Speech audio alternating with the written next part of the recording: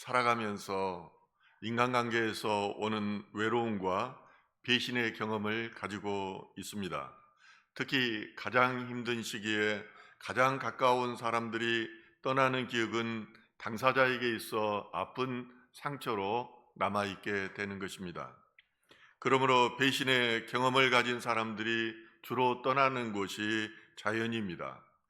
TV 프로그램 중에서 남자들이 가장 선호한다고 하는 자연의 산다의 주인공들을 보면은 제처로 믿었던 사람들로부터 배신의 경험을 가지고 있는 사람들입니다. 사도 바울은 예수 그리스도의 복음 때문에 감옥에 갇혔을 때에 자신의 동역자라고 굳게 믿었던 사람들로부터 배신을 당하는 고통을 경험하였습니다. 그러므로 사도 바울은 오늘 본문을 통해서 떠나는 사람과 남은 사람을 대비시키면서 고난의 시대에 어떤 믿음이 참 믿음인지를 분명하게 말하고 있습니다. 이 편지를 쓰고 있는 바울은 현재 로마의 감옥에 갇혀 있습니다. 간수들을 통해 전해들은 그 바깥 분위기는 바로 황제가 죄수들을 사형시킨다는 그런 내용들이었습니다. 이때 바울은 아들과도 같은 제자 디모데에게 편지를 쓰면서 아시아에 있는 모든 사람이 나를 버렸다고 말합니다. 오늘 본문 15절은 이렇게 말합니다. 아시아에 있는 모든 사람이 나를 버린 이 일을 내가 하나니 그 중에는 부겔로와 허모게네도 있느니라. 십자가의 복음 때문에 죽음을 앞두고 있는 바울이 이 편지를 쓰면서 얼마나 마음이 아팠겠습니까?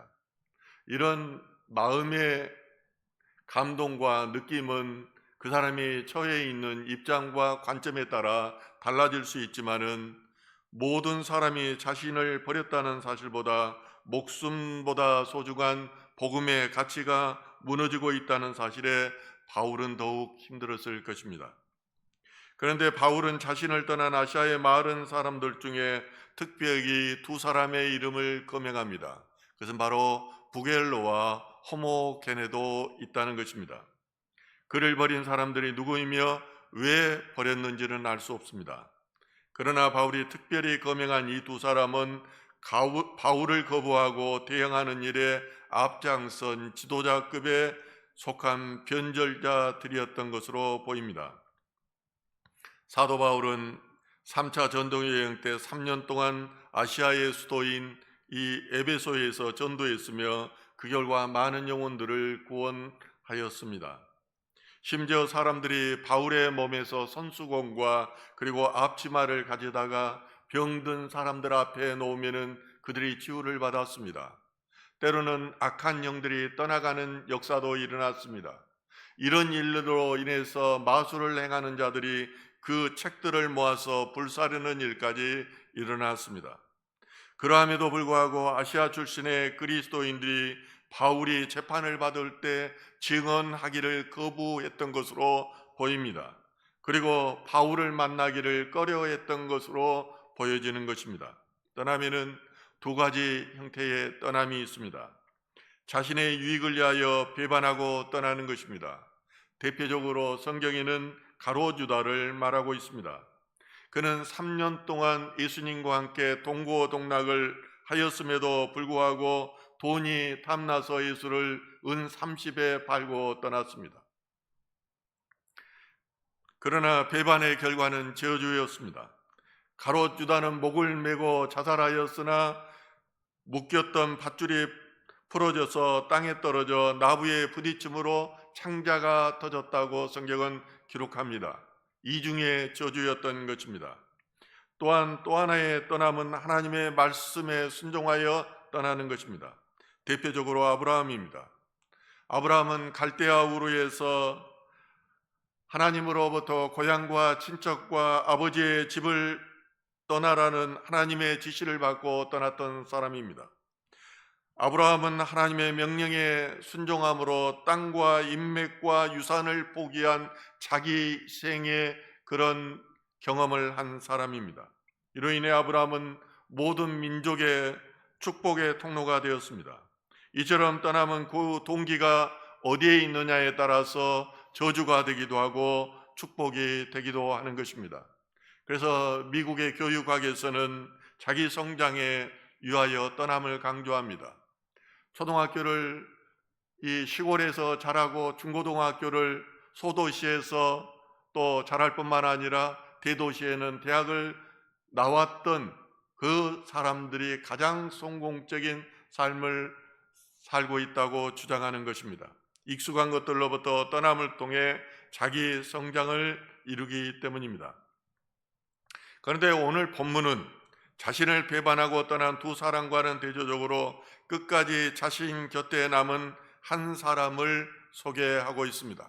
그 사람의 이름이 바로 오네시보로입니다. 오늘 본문 16절은 이렇게 말합니다. 오나간대 주께서 오네시보로의 집에 국류를 베푸시옵소서.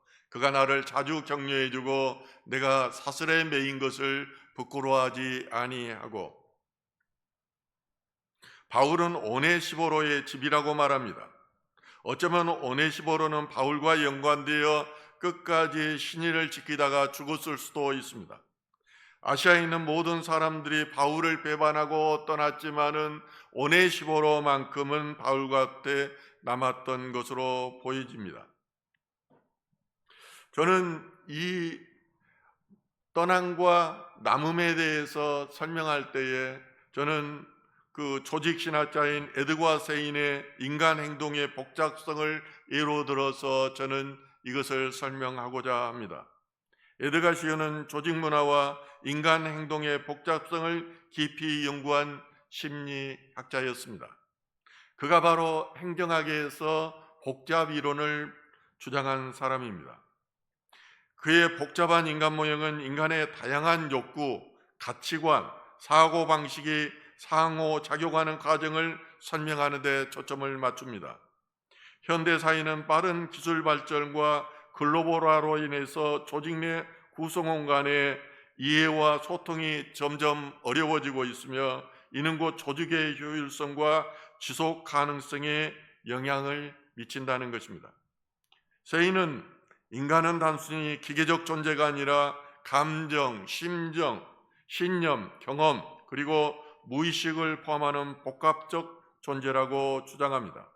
다시 말해서 인간의 행동은 단순한 외적 조건보다는 이러한 요소들에 의해서 영향을 받는다는 것입니다. 왜 두 사람은 적극적으로 사도 바울을 배신하며 떠났고 한 사람은 마지막까지 바울을 곁을 지켰는지 개인의 무의식적인 신념, 과거 경험, 그리고 개인의 정체성으로밖에 설명이 되지 않는다는 것입니다. 예수님께서 십자가에 달리시기 전에 모두 떠났습니다. 심지어는 자신과 함께 운명을 같이 하겠다고 주장했던 제자들 중에 마가는 입고 있던 겉옷을 벗어드고 알몸으로 도망했습니다. 수제자였던 베드로는 마지막에 예수를 저주하면서까지 부인하였습니다.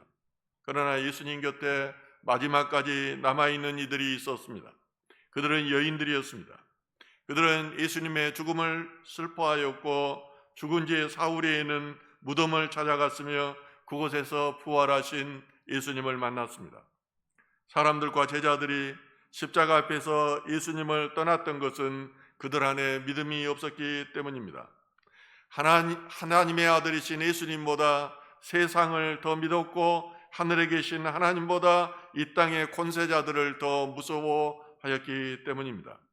수전 전날 예수님께서 예루살렘 성전 안 솔로몬 행각을 거닐 때 유대인들이 에워싸고 예수님을 협박하였습니다. 그것은 당신이 언제까지 우리 마음을 우혹하게 하느냐는 것입니다. 언제까지 우리 마음을 뺏으려 하느냐는 것입니다. 요한복음 10장 38절은 이렇게 말합니다.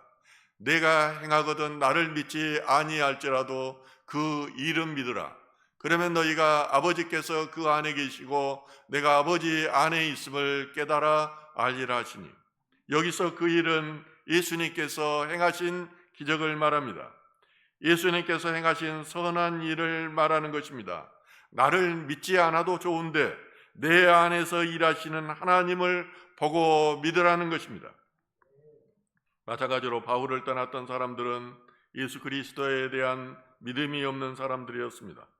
반대로 마지막까지 바울과 함께 있었던, 그리고 바울을 유료하였던 오네시모로는 믿음의 사람이었습니다.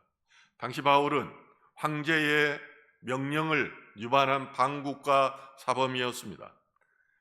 반국가 사범에게 가까이 하고 또 자주 면회해야 한다는 것은 자기도 찬양 고무 동조자로 몰려서 처벌받은 위험에 있었을 것입니다. 그러나 오네시모로는 이런 유혹까지도 감당할 마음의 준비가 되어 있었습니다.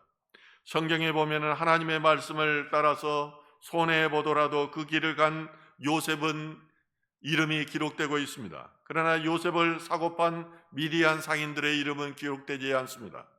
출애굽기에 나오는 히브리 산파 시므로와 부하는 하나님을 경외하였으므로 생명의 유업 속에서 모세를 살리는 인물로 그 이름이 기록됩니다. 그러나 애굽 왕 바라는 그 큰 제국의 왕이었음에도 불구하고 그냥 바로라고만 하지 그 이름이 기록되지 않습니다. 이것은 무엇을 말합니까? 우리가 하나님 나라의 생명책의 이름이 기록되기 위해서는 하나님을 향한 자기 희생이 있어야 한다는 것입니다. 하나님의 사랑은 자기 희생을 통해서 무엇인가를 남겨야 한다는 것입니다. 바울이 사랑하는 제자 디모데에게 전하고자 하는 메시지도 그런 것입니다. 바울은 배반자에 대해서 지금 말하려고 하는 것이 아닙니다. 네가 앞으로 목회를 할 텐데 그런 과정에서는 떠남도 있고 배반하는 사람도 있을 것이다. 그렇지만은 끝까지 너는 그 사명을 버리지 말고 감당하라는 메시지가 담겨 있는 것입니다. 오늘 본문은 마지막까지 바울과 함께 있던 오네시모로의 신실한 격려에 대해서 세 가지로 말하고 있습니다. 첫째, 오네시모로는 부끄러움을 이기는 용기 있는 격려를 하였습니다.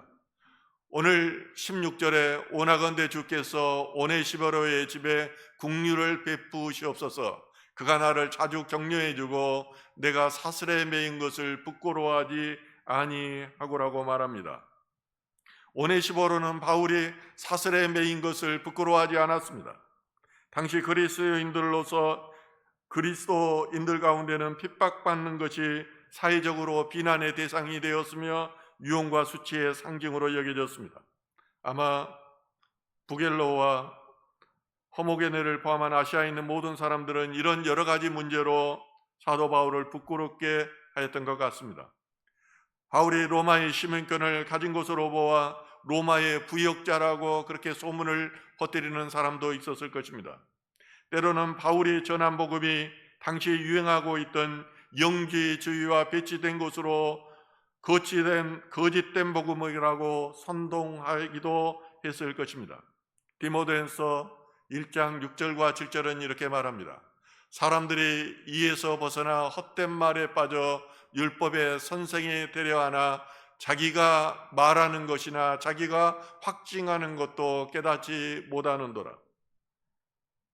그럼에도 불구하고 오네시모로는 바울을 부끄러워하지 않았습니다. 오네시모로는 극심한 고난 가운데 있었던 바울에게 물질적인 지원과 함께 사이다와 같은 시원한 유로의 말들을 전했던 것으로 보입니다. 혹시 성도님들 가운데 그리스도의 십자가를 부끄러워하는 이들이 있습니까? 세상 사람들의 눈이 부담스러워서 식사 때 기도하지는 않는 그런 일들이 있습니까? 교회에 올 때 성경책을 들고 오는 것을 부끄러워하지는 않습니까?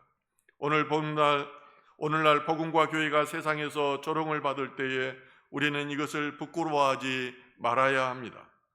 혹은 어려움에 처한 성도를 만날 때 그를 부끄러워하거나 외면하지 말아야 합니다. 교회가 부자들만 섬기고 가난한 자들을 부끄러워할 때 교회에는 더 이상의 존재의 가치가 없는 것입니다. 둘째로 오네시모로는 바울을 부지런히 찾아 격려하였습니다. 보통 세상 사람들은 힘있고 영향력이 있는 사람에게 잘 보이기 위해서 자주 찾아갑니다. 그런 가장 단적인 예가 국회에 가보면 압니다. 한 정권의 실세가 되면은 문정성 씨를 이룹니다. 그렇지만은 힘없는 국회의원 자리에는 하루 종일 가도 찾아오는 사람이 없습니다. 그리고 힘이 있던 사람이 힘이 없고 영향력이 떨어지면은 평소 그런 가족 그 관계까지도 멀어지게 하는 것이 세상의 이치입니다. 그러나 오네시모로는 그렇게 하지 않았습니다. 오늘 본문 17절에서 로마에 있을 때 나를 부지런히 찾아와 만났음이라고 말합니다. 오네시모로는 바울이 가장 낮은 곳, 가장 비참한 상황에 처해 있을 때 부지런히 그를 찾아와 위로하였습니다. 그는 갇힌 자, 눌린 자를 위하여 부지런히 찾아가 기도하고 위로하였던 것입니다. 노무현 대통령 시절에 그 비서실장을 하셨던 분의 제가 간접 증언을 들었습니다. 한 대형교회 목사님이 이 대통령을 만나고자 자꾸 비서실장한테 부탁을 하더라는 것입니다. 하루는 대통령의 일정 가운데 10분의 빈 시간이 있어서 만나도록 주선을 해줬다고 합니다. 그런데 대통령을 만나서도 아무 말도 못하고 우두커니 있다가 마지막 시간이 다 되니까 기도합시다 하고는 일어섰다고 그래요. 그래서 이 목사님이 떠나고 나니까 비서실장한테 노 대통령이 하는 말이 참 싱거운 사람도 다 봤다고 이런 말을 하더랍니다. 문제는 이런 목사님들이 교인들에게 통한다는 것입니다. 박사 가운을 자랑하는 목사, 세상 권력과 가까운 것을 자랑하는 목사, 세상령으로 가득한 목사들이 교인들로부터 존경을 받기 때문에 이런 현상이 계속되는 것입니다. 예수님이나 사도 바울도 권력자들이나 제사장을 찾아가 만나지 않았습니다. 그들 앞에서는 늘 당당했습니다. 반대로 가난한 자, 병든 자, 귀신 들린 자를 찾아가 위로하며 치유하고 그들과 함께 했습니다. 진정한 위로와 격려는 말에만 머무르는 것이 아닙니다. 찾아가는 데 있습니다. 그리스도 안에서의 선교적 찾음은 높은 자가 아니라 낮은 자이며 부자가 아니라 가난한 자여야 하는 것입니다. 셋째로 오네시모로는 소생시키는 지속적인 격려를 하였습니다.